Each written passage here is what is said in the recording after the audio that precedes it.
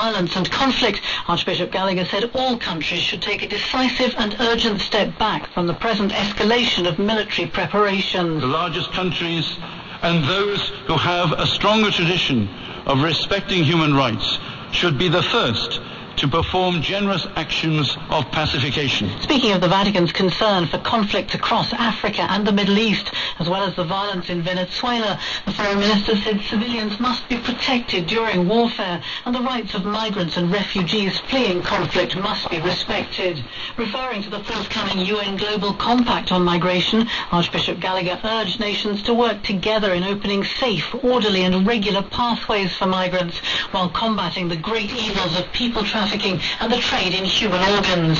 Finally, Archbishop Gallagher condemned the proliferation of weapons, calling for much stricter arms control and reiterating in particular Pope Francis's urgent appeal for the prohibition and abolition of nuclear weapons. While everyone condemns the grave effects of arms proliferation, nothing has substantially changed on the ground because, as Pope Francis observed, we say the words, "No more war," but at the same time we manufacture weapons and sell them to those who are at war with one another. I'm Philippa Hitchin. Pope Francis is set to launch a global campaign on migration during the general audience on Wednesday, entitled Share the Journey. The 2-year Caritas Internationalis campaign aims to promote the strengthening of relationships between migrants, refugees and communities hosting them.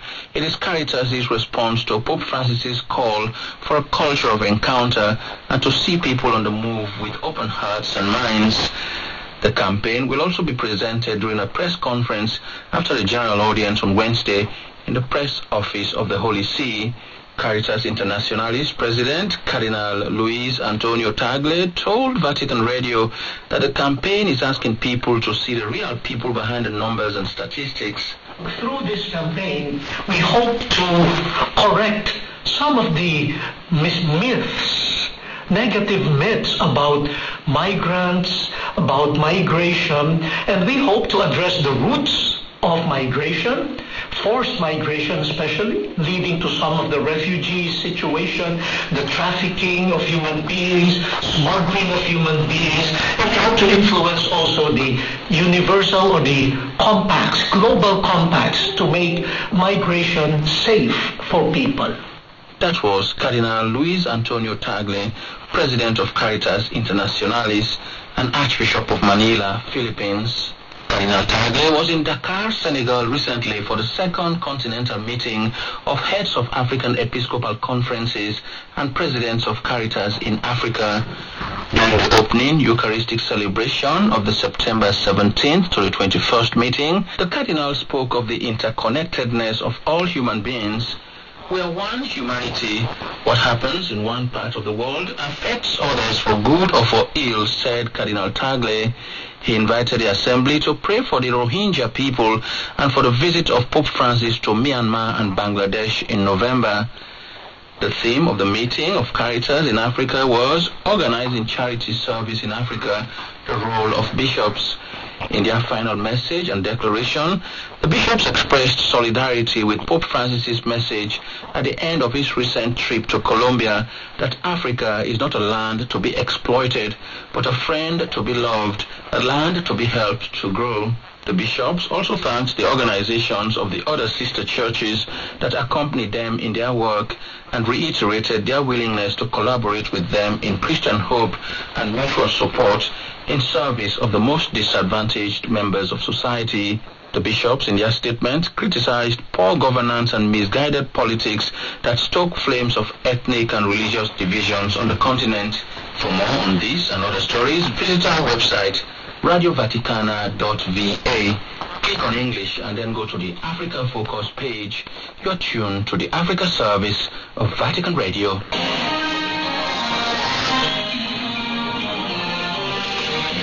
African News Panorama. Kenyan police used tear gas and batons on Tuesday to disperse protesters in the capital, Nairobi. The protesters were calling for election officials to be prosecuted and sacked. before a rerun for a contested presidential vote. Raila Odinga, who lost his bid to be elected president on August 8th, will get another chance when the vote is rerun after the Supreme Court announced the re-election of President Uhuru Kenyatta, citing irregularities. The court ruling on September 1st said a repeat election should be held within 60 days, but Odinga has said he would not participate in the rerun scheduled for October 26th if officials at the election board are not sacked and prosecuted.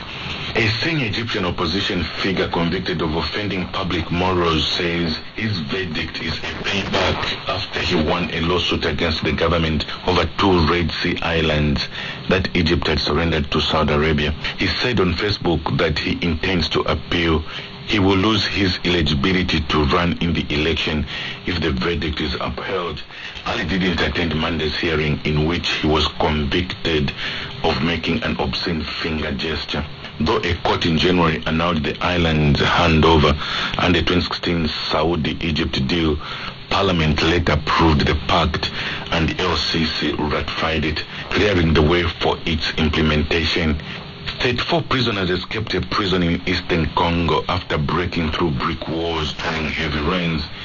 South Kivu Provincial Justice Minister Basalim Basezage said on Monday that at least 27 of the prisoners who escaped late on Sunday had been convicted of sexual crimes and other violent offenses. The prison in Mwenga, a territory about 130 kilometers south of Bukavu, was holding 42 inmates at the time. Local authorities told the Associated Press that security forces have captured 4 of the escaped prisoners. Chinese car maker BAIC said on Tuesday it expects the first vehicles to roll off its new 11 billion rand South African assembly plant early next year, with most of the vehicles destined for export. The plant near the automotive export hub of Port Elizabeth is the first new car plant in South Africa in 4 decades and is expected to build 50,000 vehicles a year by 2022. You are tuned to the Daily Africa service of Vatican Radio.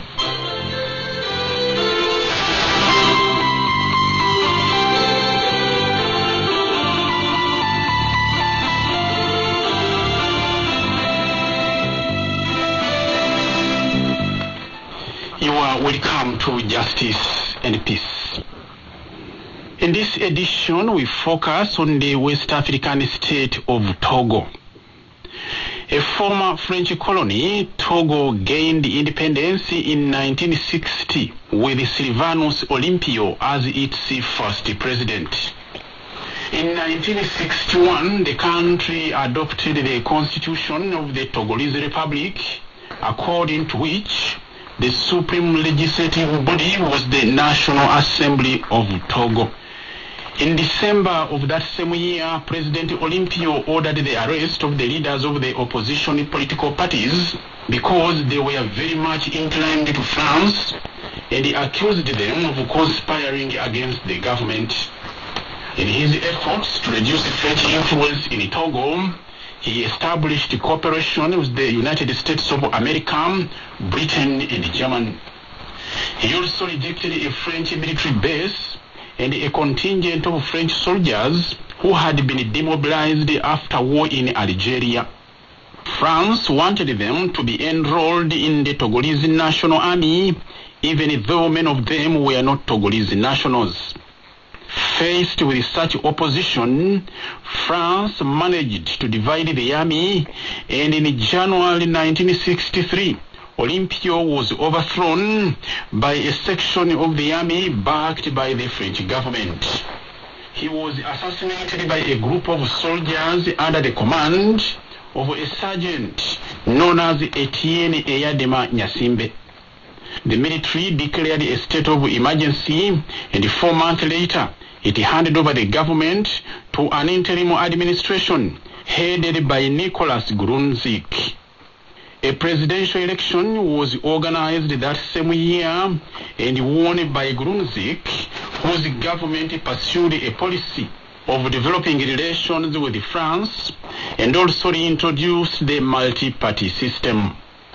In 1967, Etienne Eyadema Nyasimbe organized a section of the army and overthrew Grunzik in a bloodless coup and assumed the presidency. He created the Lari of the Togolese People Party and banned the activities of other political parties. In 1969, he introduced a one-party system. He stood for election in 1979, 1986, and won. However, Western powers except France cut off relations with Togo, accusing Eyadema of human rights violations. In 1991, he allowed the return of a multi-party system and the holding of presidential elections. The Electoral Commission he had appointed declared him winner of the polls in 1993, 1998, and 2003. But the European Union refused to recognize his leadership, describing it as a seizure of power. He suddenly died of a heart attack on February 5, 2005, after 38 years in power. Under the Constitution, the President of the Parliament, Fambare Nachaba, should have become President of the country pending a new presidential election, which would be held within 60 days. Nachaba was out of the country when Eyadema died. He was returning to Togo on an Air France plane from Paris when the Togolese army closed the borders, forcing the plane to land in nearby Benin. The military immediately installed Eyadema's son Foru Nyasimbe as president, a move that provoked international condemnation except from France. The African Union described the takeover as a military coup d'etat. Protests were held within the country and were queried by the National Army, assisted by French troops who killed many people. The United Nations threatened to impose sanctions, and in response, Foru Nyasimbe agreed to hold elections, of which he was declared winner in April of that same year by the electoral body he had appointed. The opposition and international observers described the vote as not free and fair. Since then, he has won the presidential polls in 2010 and 2015. Both were disputed by the opposition.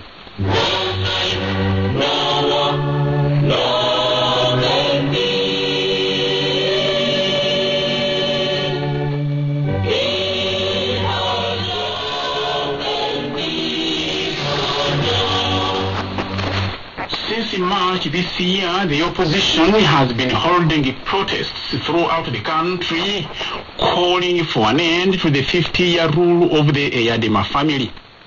They want the amendment of the Constitution to introduce term limits and the departure of President Foru Nyasimbe.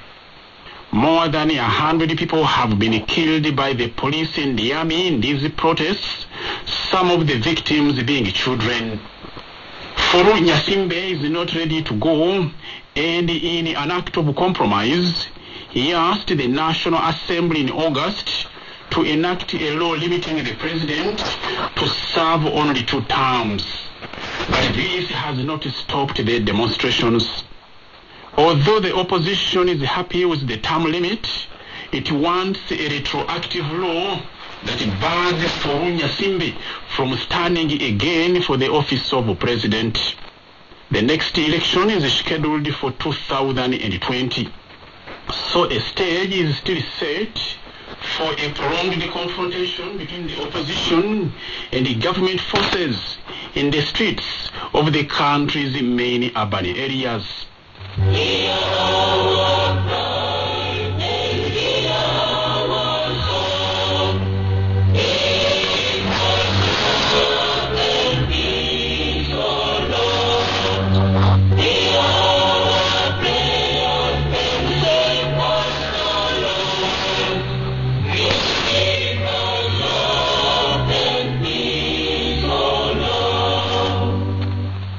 As the protests threaten to paralyze Togo, the Catholic bishops in the country have called for a constitutional reform aimed at lasting peace.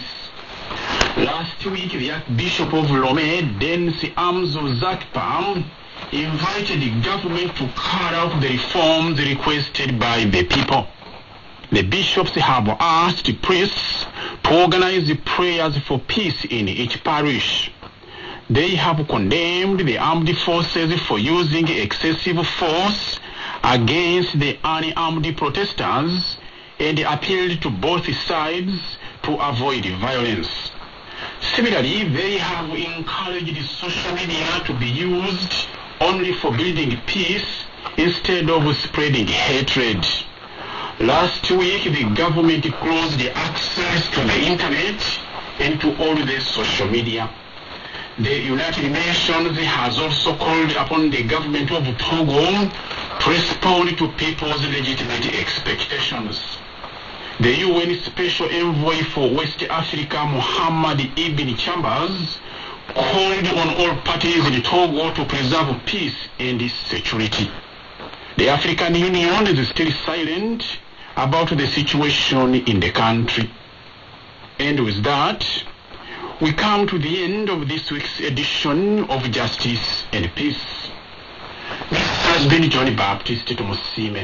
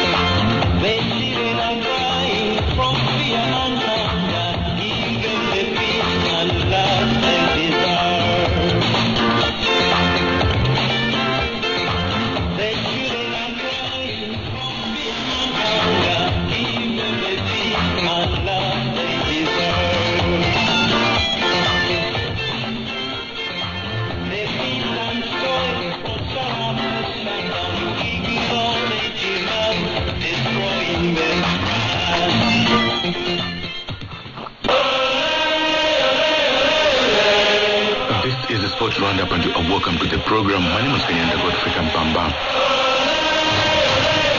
After weeks of speculation and anxiety, Kenya has finally been stripped of the rights to host the African Nations Championship scheduled for January next year. This decision was made public late on Sunday after an executive committee meeting held at the Tang Palace Hotel in Accra, in Ghana. The verdict was issued in the presence of Football Kenya Federation President Nick Mwendwa, Sports Permanent Secretary Kiremi Kaberia, and Event Director Herbert Mwachiro, all of whom had traveled to Ghana ahead of the make-or-break meeting.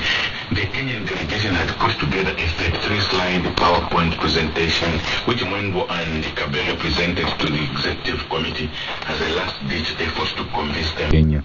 The African Super Chiefs, however, expressed great concern with the security situation in the country with regards to the Supreme Court's decision to annul the August 8th presidential elections and the uncertainty surrounding the repeat poll, as well as the slow pace of construction in the full stadia earmarked to host the tournament.